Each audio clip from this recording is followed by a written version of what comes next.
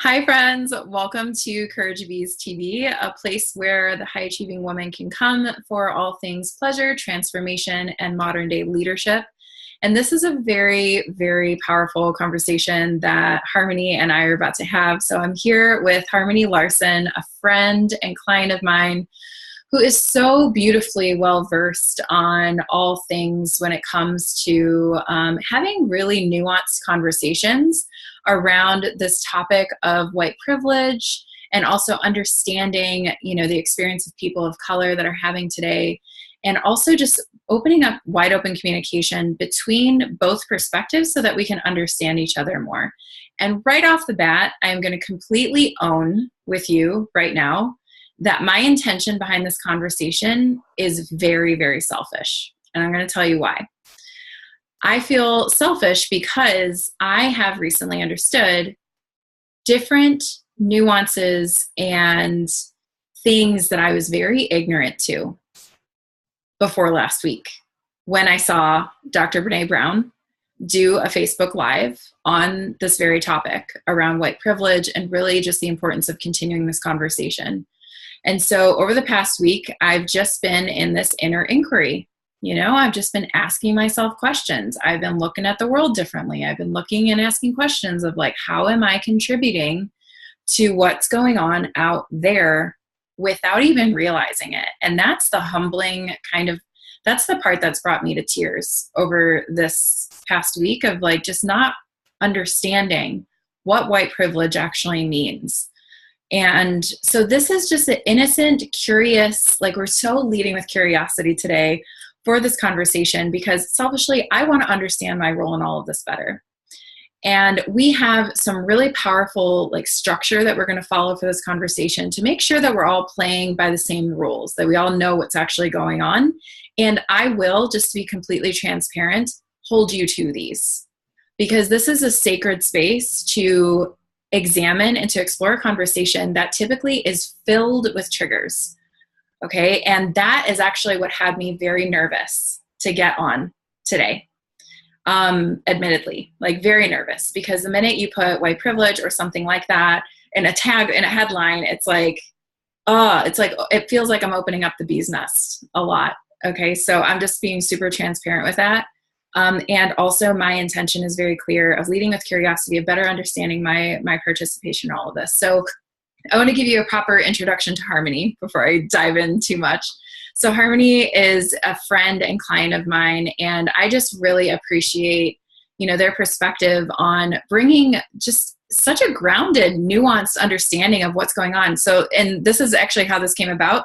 We had a coaching call last week, and it just came up. It was so in our space. It was in our minds. It was in our hearts with everything happening online. And so we literally spent the entire coaching call, and I asked Harmony, I'm are you cool with this? Is this cool?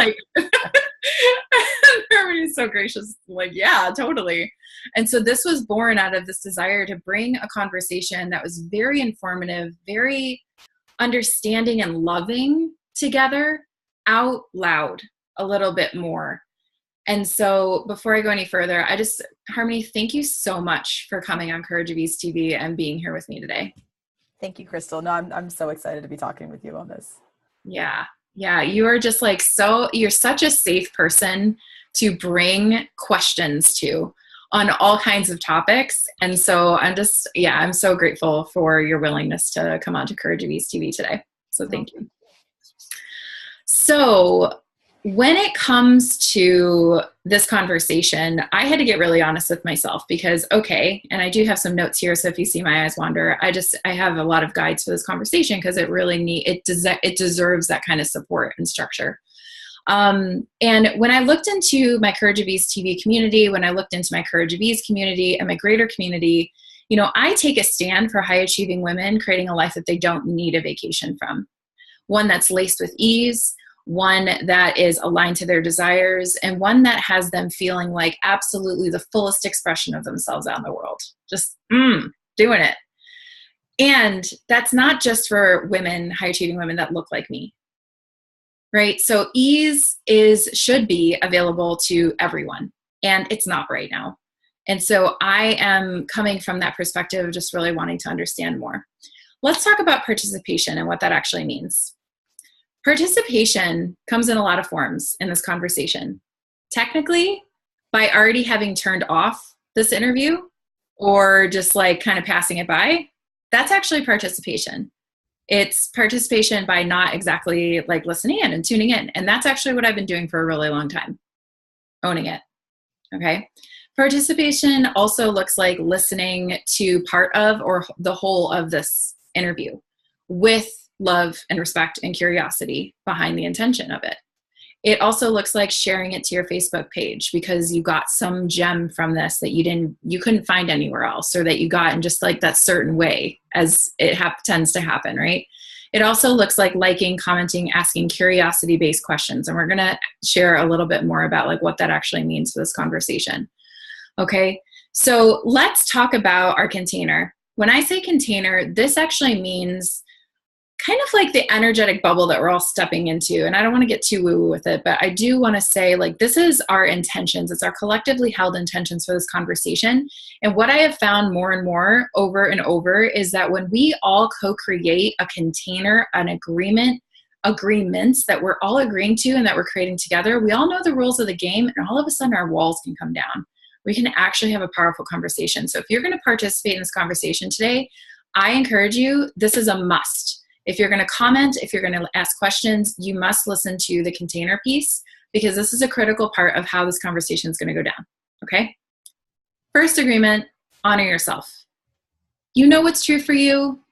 You also get to know yourself in a new way if you let yourself. So stay open. And also, I can't know, Harmony can't know what you need. So take care of you. If you need to pop out of this conversation, come back to it. I totally encourage you to do that. That's what recordings are for.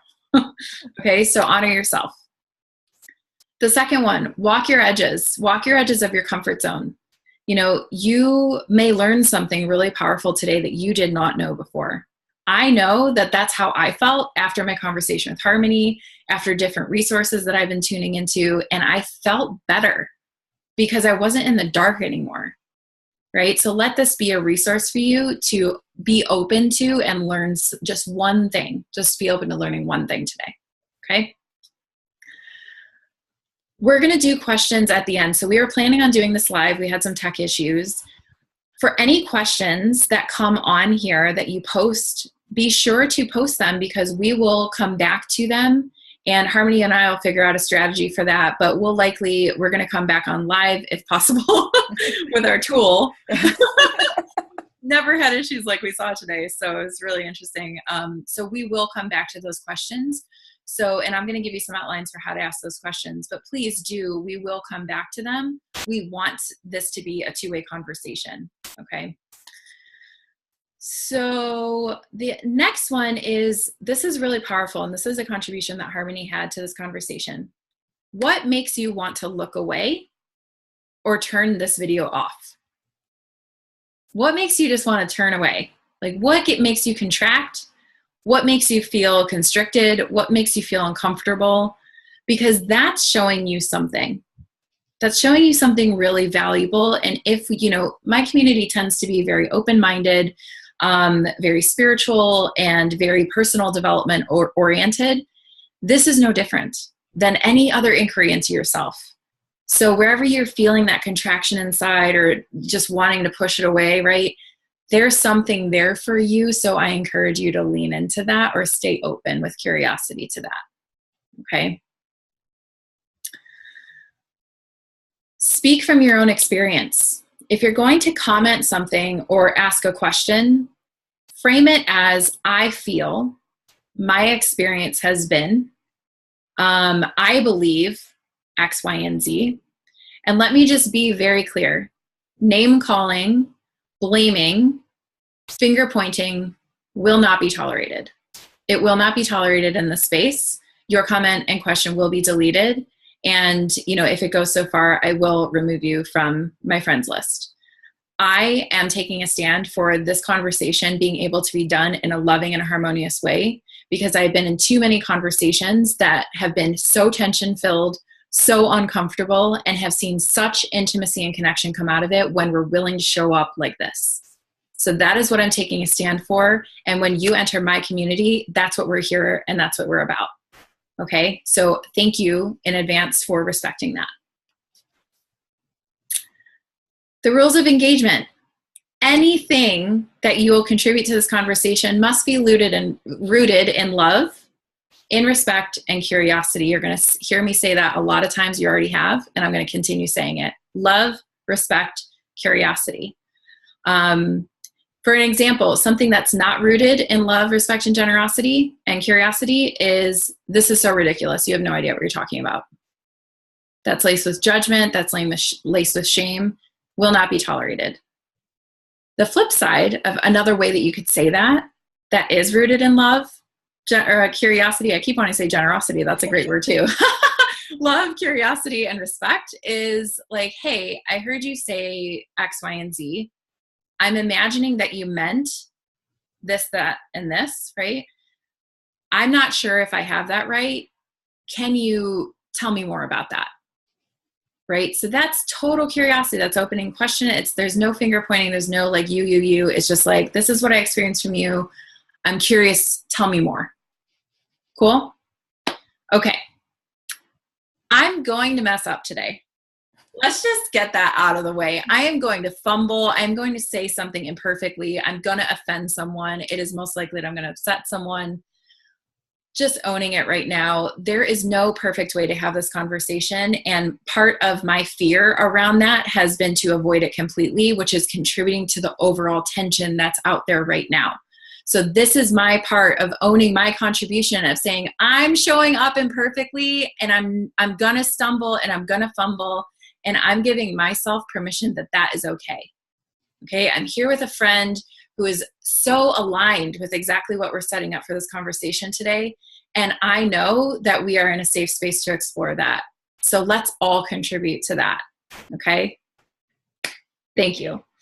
We're likely to laugh and use humor. Just calling it right now. When Harmony and I get together, we can find the light in anything. Okay. So there will be laughter. There will be humor at some points. We're going to use that respectfully, obviously, but this is like a human conversation and the light and the dark can coexist. Okay. So just naming it right now. This is the last thing. This is the last thing for our conversation. I'm a firm believer in the laws of the universe. One of the core laws of the universe is the law of correspondence, which says, as above, so below, as within, so without.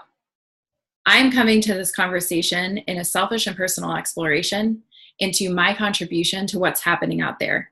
Because when I see what's happening out there, I know that exists within me too. And this is my curious laden experience of trying to understand that more. Because when I stop seeing it out there, that means I'm stopped seeing it in here.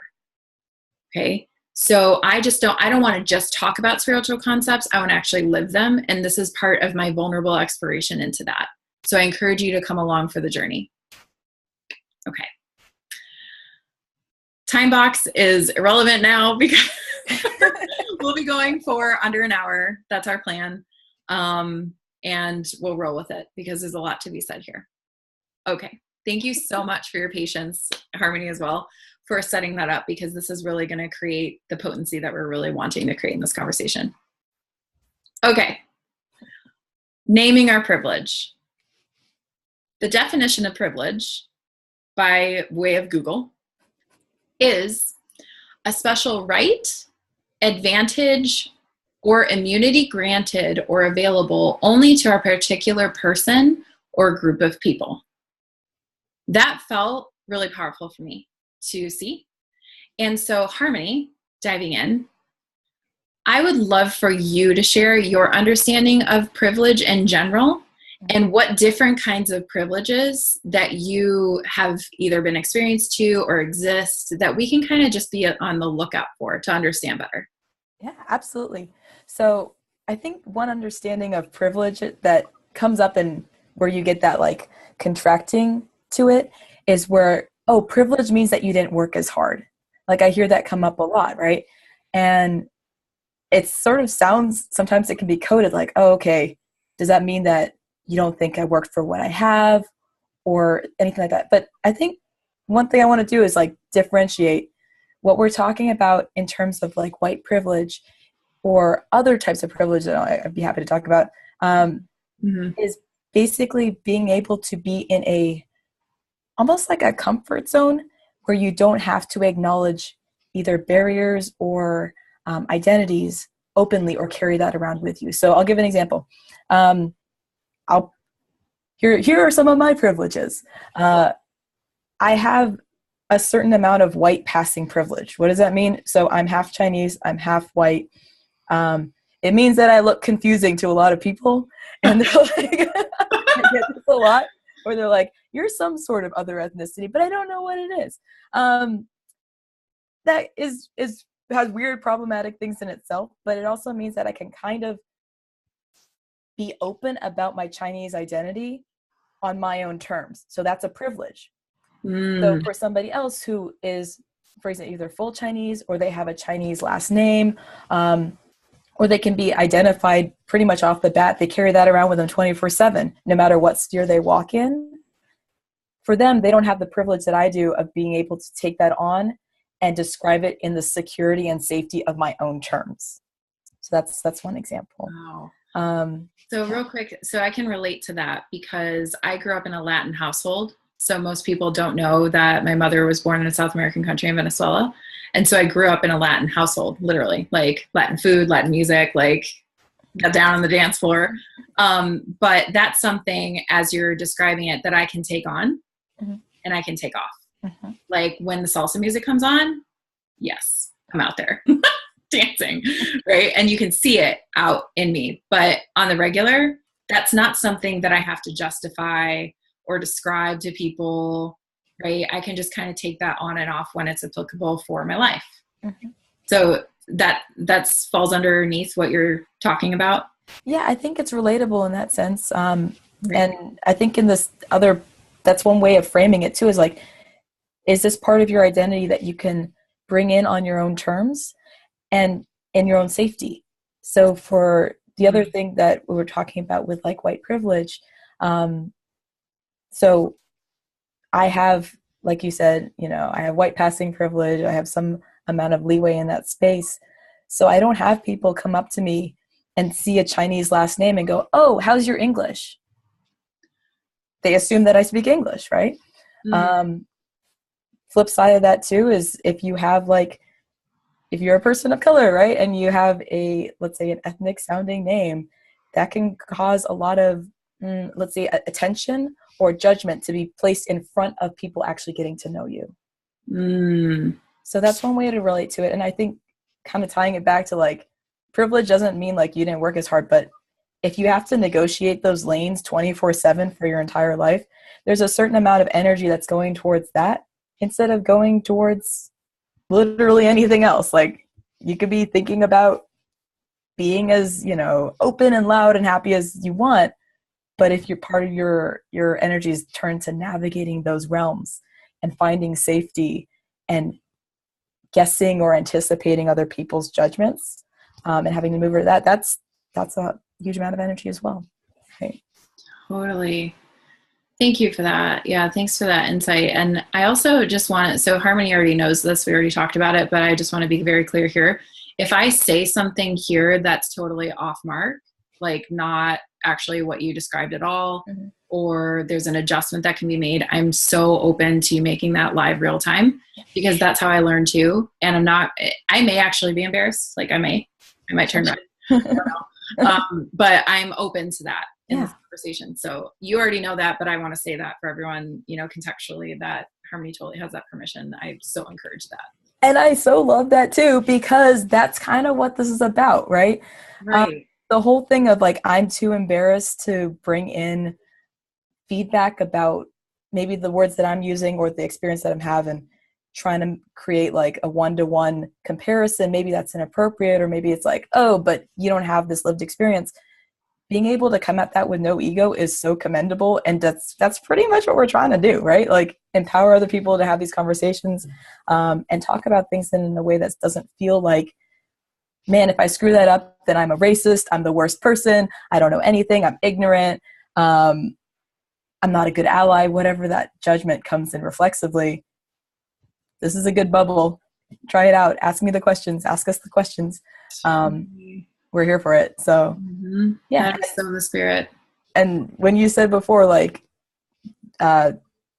this is going to be an imperfect conversation. Me too. As well. Right. I am not a race theory scholar. I am not by any means like an academic in this field. But I'm curious. I have very like awesome, loving friends who tip me off when and confront me on stuff when it's like, hey, you should know about this. And that's what we're just trying to bring. So if I trip up on my words too, I got some people hopefully who are watching, you're going to clock me on that and be like, by the way, do your homework. Totally. Yeah. And, you know, that's part of building community that's really, truly supportive for what you're here to do, that we can be like honest with each other about that stuff, that we're not just sugarcoating or sweeping it under the rug, because that's what got us here. That's what has us in these like big explosions of tension. And, you know, this is Harmony and I's and our collective contribution towards just softening the stakes of having this conversation, because I definitely was avoiding it. Like, I didn't know how to do it. And so this is our best attempt at trying to do that. And the next time, you know, and if there's a next time where we're having this conversation, like, we'll take what we learned from here and just build it on. But I think I want to speak to that though, because there are like those stakes that I just spoke of, is like just this intensity of having to get it right and perfect for everyone that's listening and watching. And it's just impossible, like in any area of your life. Like, there's gonna be triggers, there's gonna be miscommunications. But I feel like when it comes to race, when it comes to equality, these are especially heated conversations that, you know I'm not alone in my ignorance. I know I'm not alone in my desire to have a conversation like this, but not knowing where to find it. And so again, that's why we're here. So I just really want to name that, because I get how uncomfortable it has felt to even try to even like, you know, like tiptoe in the water, because it just feels bigger than me. But whenever I feel something that's bigger than me, I come back to my own experience. I'm like, what feels most in alignment with my heart right now for how I can show up? Like, what's my level of integrity that I can work with? And so this is born from that space. Okay. I would like to do something interesting.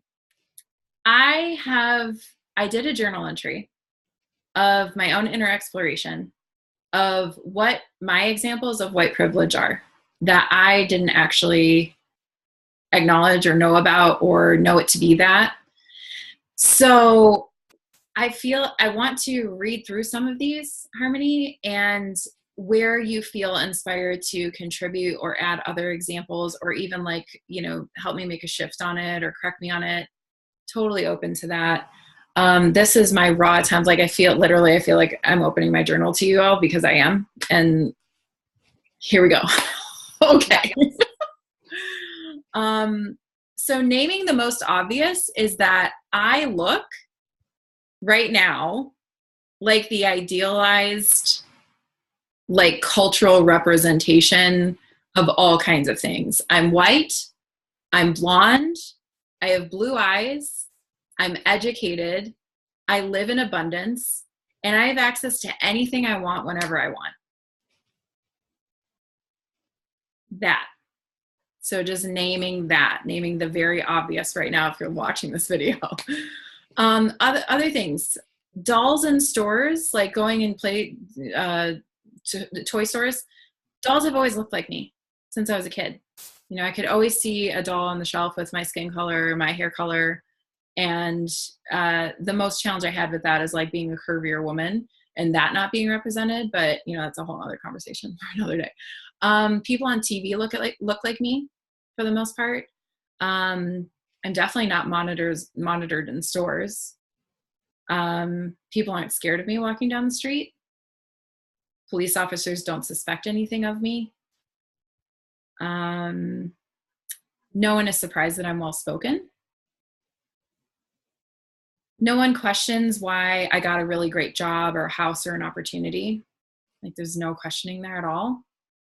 I will likely never be labeled as a terrorist. Some of these are really heavy, you know, like, yeah, I never swear, but like, fuck, like this has been my process of like, yeah, that's not anything I've ever had to think about, ever. I've never been told to get over slavery.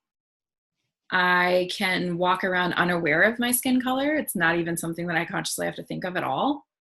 I'm never asked to speak for the entirety of my racial group, like on behalf of them.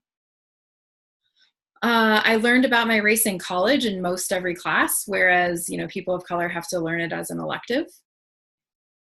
And children's book most of the time look like me.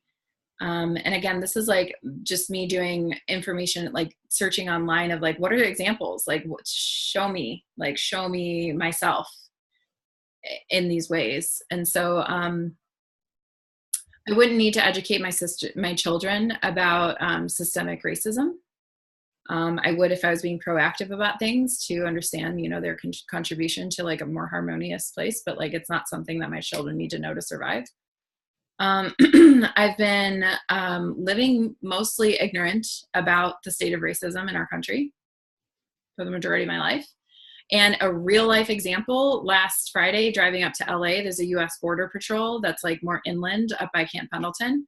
And I think their military police were out there and they're just like flagging cars down, just kind of checking cars. And I just had the thought in my head, I'm like, yeah, I'm good.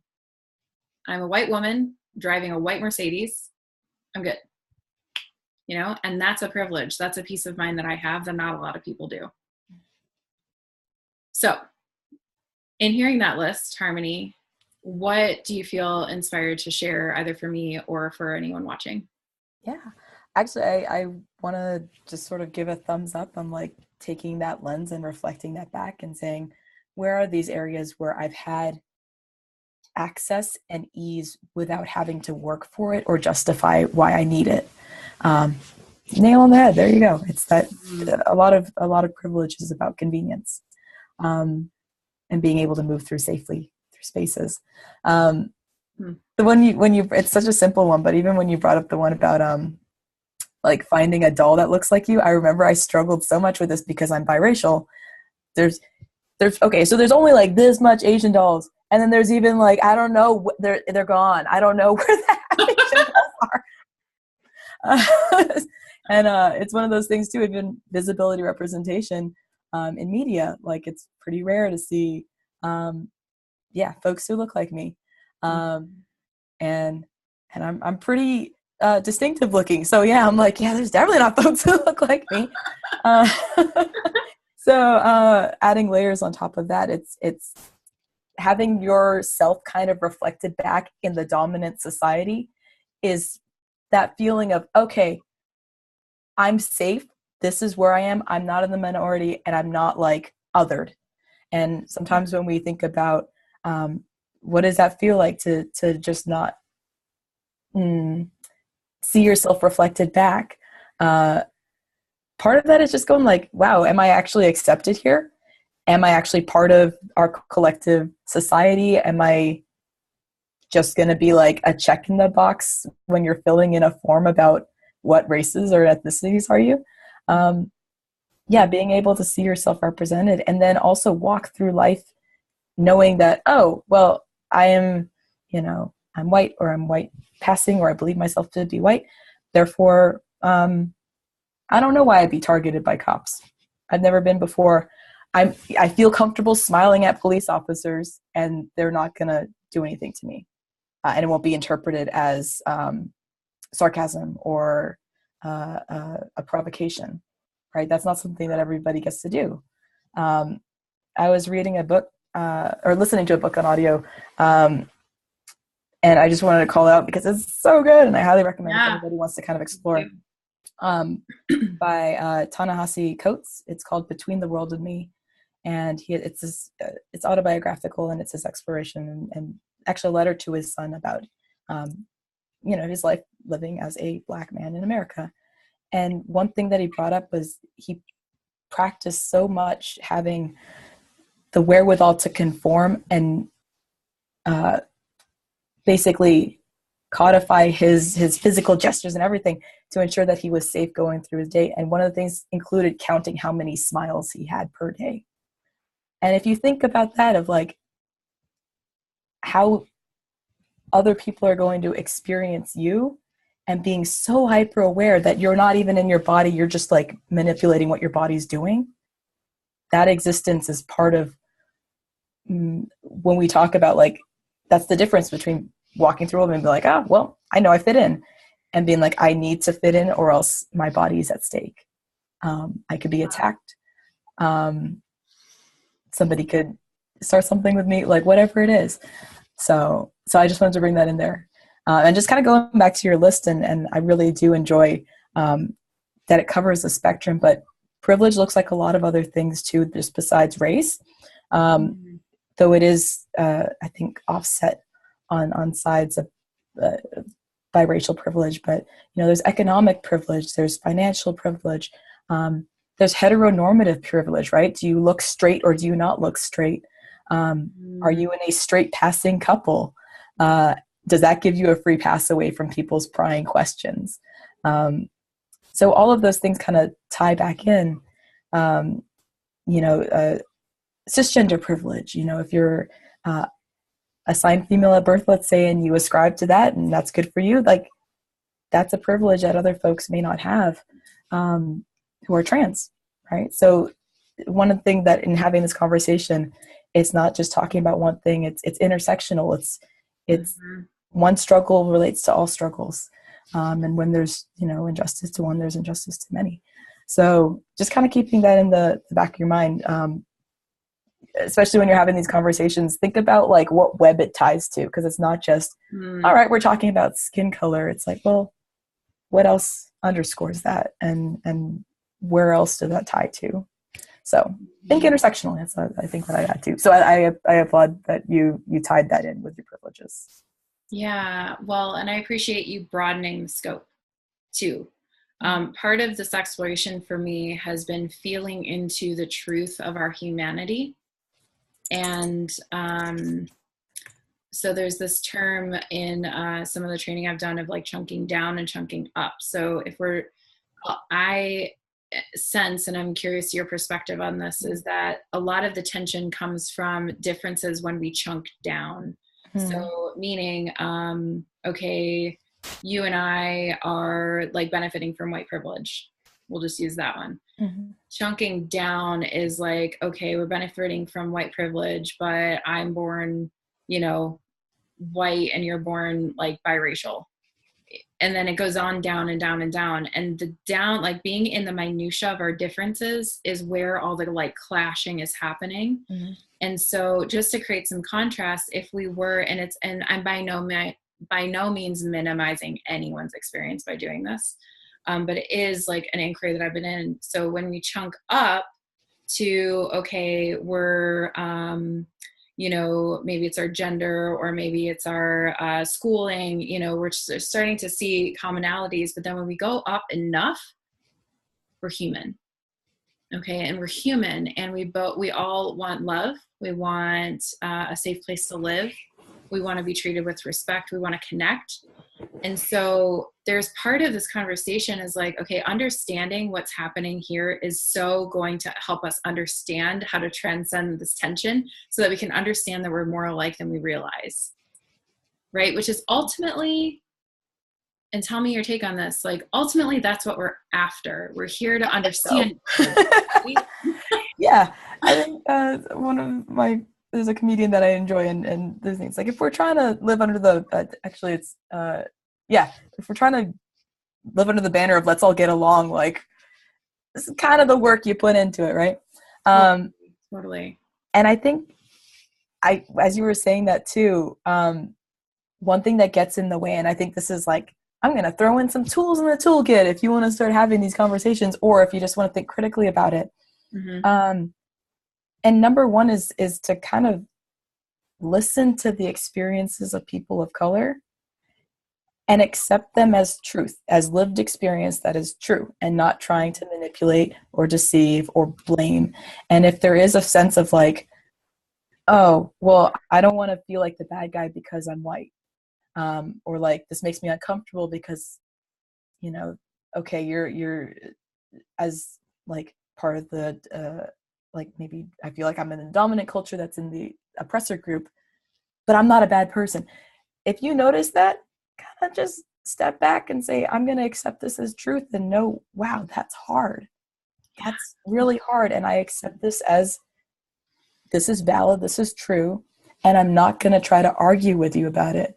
One thing that happened to a friend of mine is she's Black, she's a woman. She went to a store and she was, I think, shopping for sunglasses, and a security guard followed her, and then because she was wearing sunglasses coming in, and he accused her of stealing them. And like, this was there are other people who walk into stores wearing sunglasses. Like, this is not new, but she's singled out. And for her, it's through that lens of, why am I the only person being targeted like this? And why is the reaction so strong? And is there a component of like being stereotyped because I'm Black? So again, for people who hear that and go like, well, you were walking in and maybe you did confuse the guard. Like, no, you don't need, no. Step back. You can listen, and you don't have to try to prove them wrong. For anybody who's relaying that part of their experience. So, just wanted to bring that part in. Yeah. So I run these like community games called Authentic Relating, and I got trained in it through Authentic World. They're just amazing company that creates these kind of games. And something that I notice when doing those games, and we use a similar container that we used for today, and like letting our guards come down, is it's acknowledging how rare it is that we all feel really heard. Like, someone's actually there with us, really listening. And I reinforce this to everyone in those games of like, you have no idea the impact of just listening can have on a person. I've had people years later, after experiencing those kind of interactions, where someone is just listening, fully present, fully there, not anticipating the next thing to say, not anticipating the next rebuttal, not defending, not any of that noise. Because when you're up here, you're not here, right? Like, here, this is where the gem is. This is where the present moment is gifting you everything you need. And so I've had people come back years and say, like, that was such a life-changing experience. I had never had someone really listen to me, not cut me off, not try and push their agenda on me, just listen, right? And so that's such a gift if we can be out of our own experience enough to just be here. And that's something that you and I, like, do well, because I've just learned so much from you. And from just the willingness of like being present and listening, and you as well, right? Like, that's a cornerstone piece of our amazing relationship. So yeah, the listening piece is so critical. And I want to just tack a little bit onto that too. And I think this is for folks who, I'm like, oh wow, I'm going to define my terms, but I'm going to put a pin in that. We're going to come back. But yeah, for folks who are, again, new to having this conversation, and if you identify as white, part of that listening piece is, a lot of times white voices are given more authority and credible weight than voices for people of color.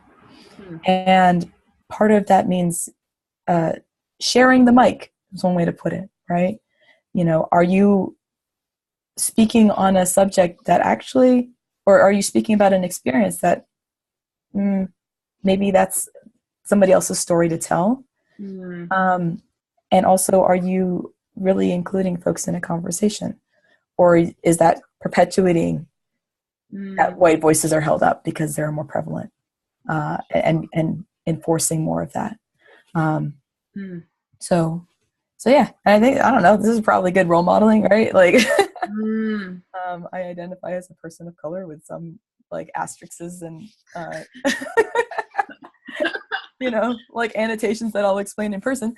But like, all things considered, yeah, the fact that we're doing this jointly, and you're not using me as a token is really powerful, because part of that too is, yeah, listening and saying, I understand, I trust what you're saying as truth.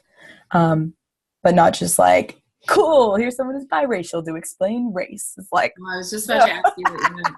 I was just about to ask you what you meant by token. So Yeah.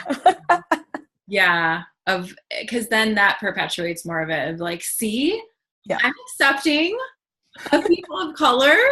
And I know that's something that frustrates like so many people of color, is just like, see, I'm not racist. Like, look. No, yeah, because the whole, like, I don't know, this is my other spiel, but the whole thing of like, look, I have friends who are like minorities. It's like, no, that just means that you're good at taking pictures of people who are like, I don't know, like, what are you you're using them to prove that you are not racist? Mm-hmm. But actually, I kind of wanted to dive into, like, again, definitions and what do I mean by racism and privilege. So a lot of these terms are super emotionally charged and really loaded, and kind of they're taboo in a lot of polite spaces or mixed company, because of we don't want to offend. But I think just kind of to break it down and to take maybe some of the cognitive edge off of stuff, so we can just like sit down and say, like, how do I relate to this? I kind of want to start with, when we talk about race, right? Race is a construct. Race is not something that dictates how my brain is formed, or like how my bones grow, or how I'm predestined to be. Like, you can tell me nothing about who I am by my race. It's not that there's no hard wiring that accompanies race. Like, small caveats, like, I'm Asian, my liver enzymes don't process alcohol super well. That's just a fact. I get Asian glow. It's a thing. But that doesn't mean that I am like, that says something about my personality, or my character, or my morals, or my aptitudes, right? So let's just start with that. Race is a construct. It's a thing that was made up. And when we talk about this idea of white supremacy is not just the KKK. It is not just neo-Nazis. White supremacy is a power structure that upholds people who believe themselves to be white or Eurocentric, or whatever that means, to be better than, superior than, with, I'm going to use heavy air quotes, justifying with scientific evidence that this is the superior way, over Black and brown bodies and people of color. So when we're talking about white supremacy, like, yeah, it's a power structure, right? So when we talk about, I just want to jump in, and I just want to name that when I hear, and this is exactly how you led in, like, yeah, these are kind of like heavy definitions, and there's a lot that comes with it. I just want to name that, like, when I hear what you just shared around like white supremacy and those, like, I immediately get this like contraction in my like solar plexus and power center, and there's just like something that happens in me of like, oh, I think it's like not understanding it, also disbelief that, wow. I'm not going to really get into that. My like breathing went a little bit shallower, and I imagine that I'm not alone in that experience. So I just want to like name my body's response, my conditioned response to that. And I don't know whether that's like, oh, fear of being a part of that, what you just described, and like what people will think of me, or just kind of like an overall just contraction of like the straight up vibration of that stuff. Like, I don't know what it is, but I just want to name that happened for me, because I know that anytime I see it come across the news, or like that's my experience, which is probably a contributing factor to why I wouldn't actually dive into a conversation like this, because it just like, oh, it makes me go like that. So I just want to name that, because that's real for me right now. Oh my gosh, it's so real. And like, thank you for naming that. And also for anybody who's watching and you just did the little, like, you're talking about white supremacy, like, breathe with me. It's okay. It's okay to have that response. It doesn't mean that you're like less brave of a person, or that you're shying away. It's normal, because it's charged, and it comes with a history of hate, and it comes with a history of oppression. And kind of going back to that feeling that you had of like, how am I, like, I know this is a bad thing. Am I complicit in this? If I'm understanding your meaning, is that kind of what you're? Yeah, great. No, that's, yeah, like a and I didn't know that until you said that, but like a compliance with it, or like, again, like I feel a little freaked out, to be honest, about this whole thing, because I've gone 32 years on this planet not seeing this. Yeah. So when something like that comes up, I'm like, I immediately start to like, how am I that? You know, that's the theme of this whole conversation. Like, how am I that? How am I contributing? And it freaks me out a bit because I didn't know how I was contributing before. It's quite possible that I'm contributing again. So it's just kind of this like, fear. It's just good old fashioned fear that comes up. But again, I kind of want to ground back in, if like we're just talking about it as words and definitions. Yeah. So breathe through it, and none of this is a value or judgment statement for anybody listening, right? So if you're having that reaction, it's cool. It's cool. We're all safe. But we're all here. You're gonna get through it. So thank you. Okay, but like kind of going back to what you said before, but like, what is white supremacy? And we know that, okay, the thing that we think about is the really hate-filled part, but white supremacy also is having dolls that look like you, right? It's saying that is the supreme and everything else is a concession, right? Of like, okay, we'll make dolls who look more like other people. But like, no, this is the dominant. Everything else is kind of like a side category. It's like a special episode where you learn about someone else's culture, or like, the special limited run of like, other shades of the rainbow Barbie, right? So kind of piecing that apart, white supremacy is a power structure that we in this country, especially for folks who are white, like, you don't have to always acknowledge it because it creates comfort. It's like, this is normal. This is my normal. This is my lens. So kind of going back to like, what is white privilege? White privilege is benefiting from white supremacy. That's another way to put it.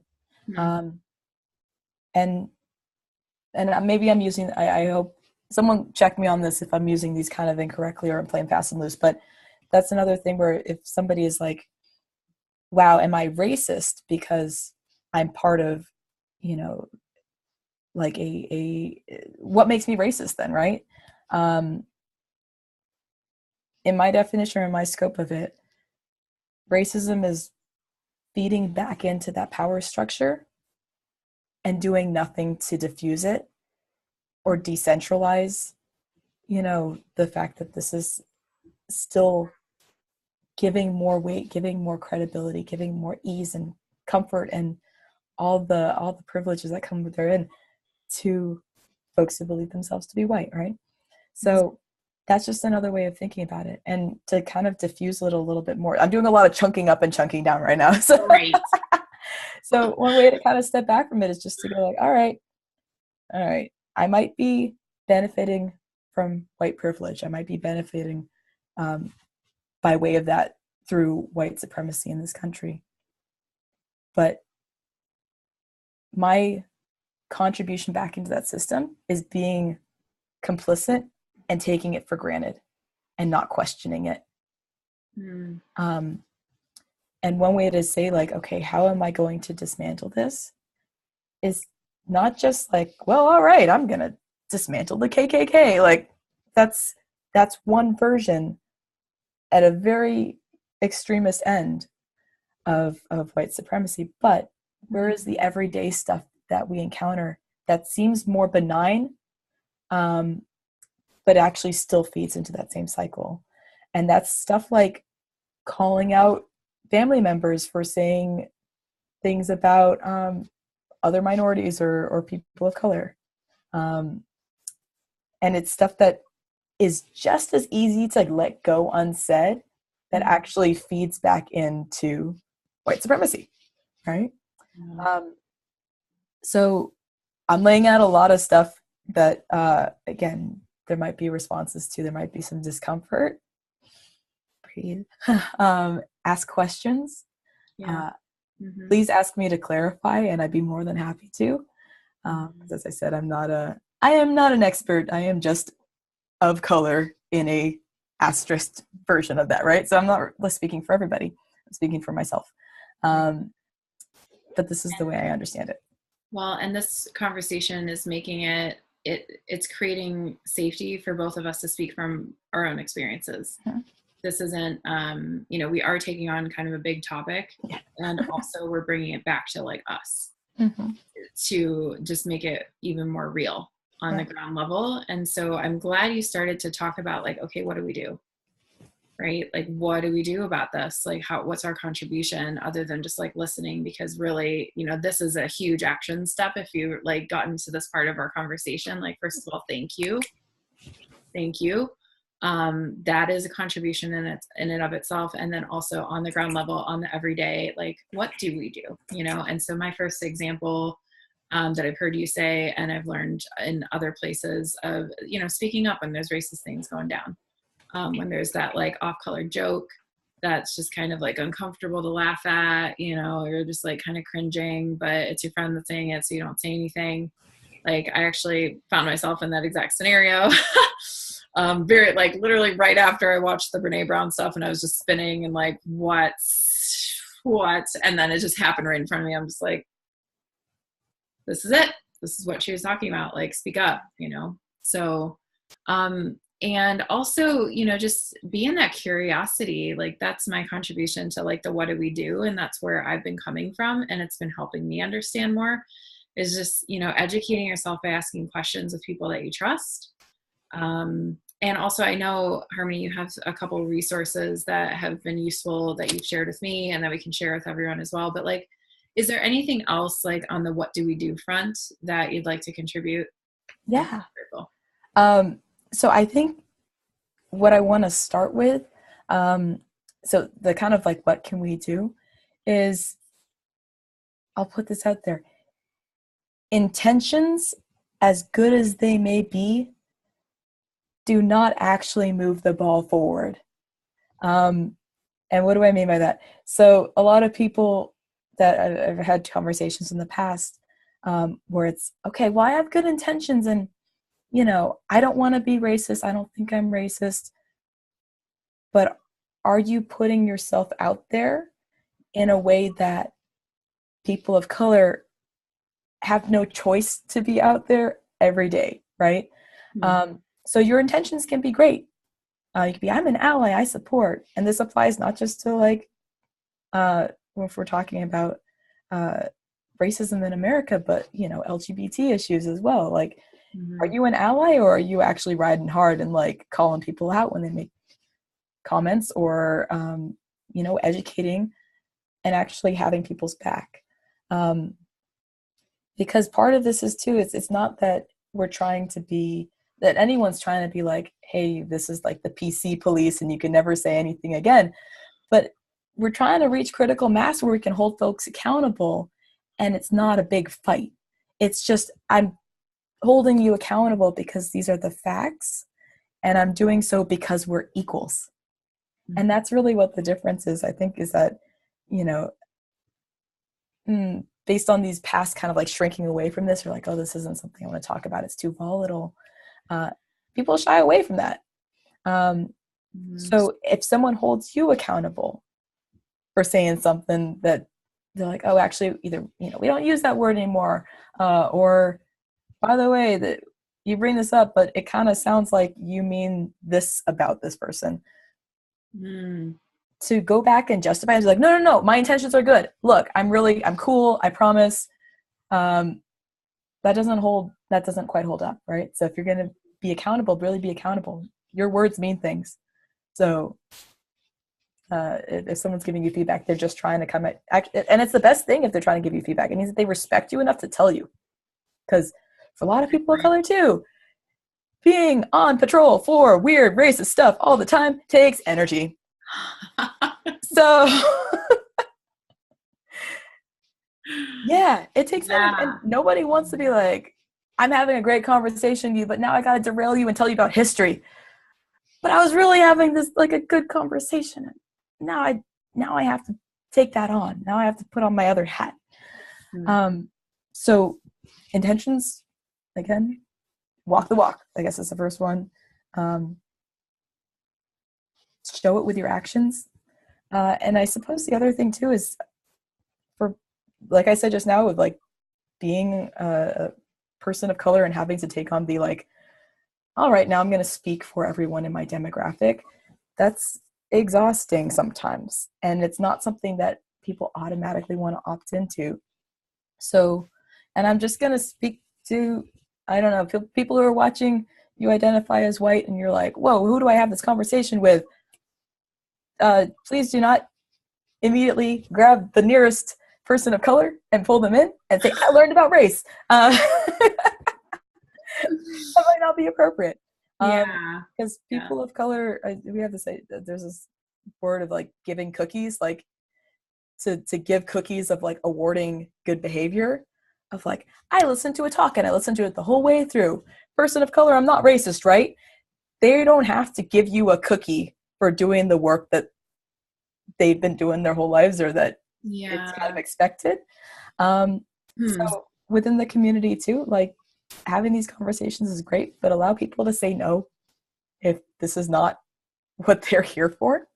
Well, and if I may, it goes back, I mean, it's consent, right? Yeah. Like, so something, a useful tool around this is like, for example, between Harmony and I on our coaching call.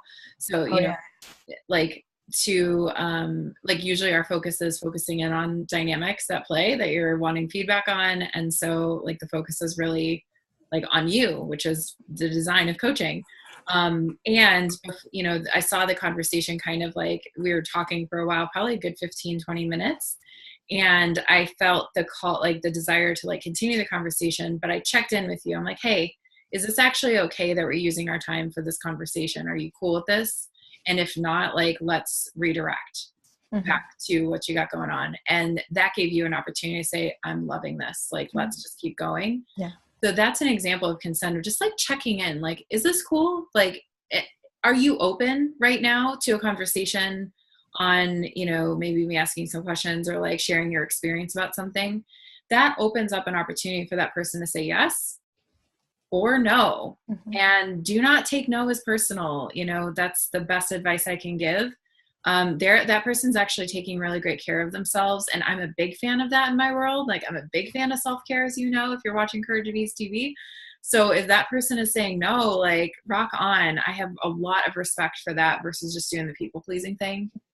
Okay. And if you in turn are also being asked that question, answer honestly, right? Answer for what's real for you, because that's ultimately is going to be the highest for everyone in that conversation, even if the conversation's like this long. Yeah. And I think I just want to add on a little bit to that too. So if this is a conversation, let's see, I might backtrack a little bit. Part of what is also included in what we're talking about is this idea of emotional labor. And for a lot of folks where, you know, if you're a person of color and having to explain your existence to somebody who does not see it your way, or there's some sense of like, okay, well, tell me everything that you've learned about walking through the world as a somebody who's a minority, where I could also tell you, maybe Google that, or maybe Google some history. If I'm doing the Google for you, do that first. Because at that point, there's sort of almost a trade-off of like, well, I could be spending this time doing something for myself or doing something that I want to do, but I'm being brought in as some sort of subject matter expert or cultural expert, and you ain't paying me, and I'm just going to be talking about things that I have acquired over a lifetime, right? I am an expert at my lived experience, and now you're not doing the homework, right? So for folks who are, again, trying to build the tools and the toolkit of saying, how can I get better at this? Part of that is being curious and actually expanding that scope to what kind of reading can I do? Am I reading literature by people of color? Am I following blog posts? Am I watching videos? Am I reading news articles that are from that perspective, as opposed to finding my, my Asian friend or my Black friend or whatever it is and saying like, hey, tell me what you think about all this, big difference. Yeah. So what I hear you saying, I want to make sure that I'm like super clear, and this will help clarify, I think, for others as well. There's a difference between just like asking someone to regurgitate information that they've gained over a lifetime in all the different life experiences that they have, versus asking about their own personal current day experience or their own personal experience with something of topic. Am I getting that right? I think, I'll clarify it for myself too. Okay. If it's, well, I don't get power structures and racism in America, and you ask this to somebody where maybe, unless they are also an academic who also loves giving free advice, maybe there's a little bit of groundwork to start that conversation of like, maybe an upgrade that I would offer is like, I read this thing, or I read this book, and I'd like someone to talk to about it because it really got me thinking. That's very different than like, I haven't read anything. Okay. Teach me. Okay. Because there's a big difference in having somebody who, it's not the job of the oppressed to educate the oppressor. And I feel so bad because I'm totally appropriating that quote from somebody and I don't remember where it's from, but it's the common theme. I'll find who said it. I'm sorry. But, right, like this is an experience of like, if I am marginalized because of this and I have to explain to you how I'm marginalized, there's a certain amount of emotional labor and exhaustion that comes with that too. Okay. So putting in the homework is a show of good faith, and then giving whoever you're talking to the opportunity to consent to really have that conversation and be present to listen instead of saying, well, no, I disagree, is a very different vibe. So I hope that's helpful if anybody wants to try that out. That like brought all three of those points together in a really beautiful way that I now very much understand more of what you're trying to say. So thank you. Yeah, thank you for that. And hopefully that's helpful to other people watching, so that we can just do better. It's just like 1 inch better, like move the needle that much more, so that we can move it towards like more connection, more communication, more understanding of people that are just different than us. Like everyone's different than us. And also like there are some real issues at play here. So we all get to contribute in a more positive way by informing ourselves. So that's what it really comes down to. Any other resources that you'd like to share before we conclude? You shared the book. Can you repeat the book name? Yes. So the title of the book is called Between the World and Me. And it's by Ta-Nehisi Coates. I would love to share more resources. I think maybe in comments or maybe in FAQ time. Yeah. There's some really amazing educators out there, advocates, but I'm not going to try to rattle things off at the top of my head. Yeah, so totally. It's great. Yeah. Okay, awesome. Wow, I feel like we covered a lot of ground. Yeah, so I'm really grateful for your insights. And also, I like to ask this question at the end of Courage of Ease TV episodes of if we were to hop off now and you would have this moment of like, oh man, I wish I would have said that. I wish I would have shared that. Does anything come to mind, or are you feeling like really complete and solid? Yes. Okay. So I do have one thing because I'm like, I want to tie this in before I sign off.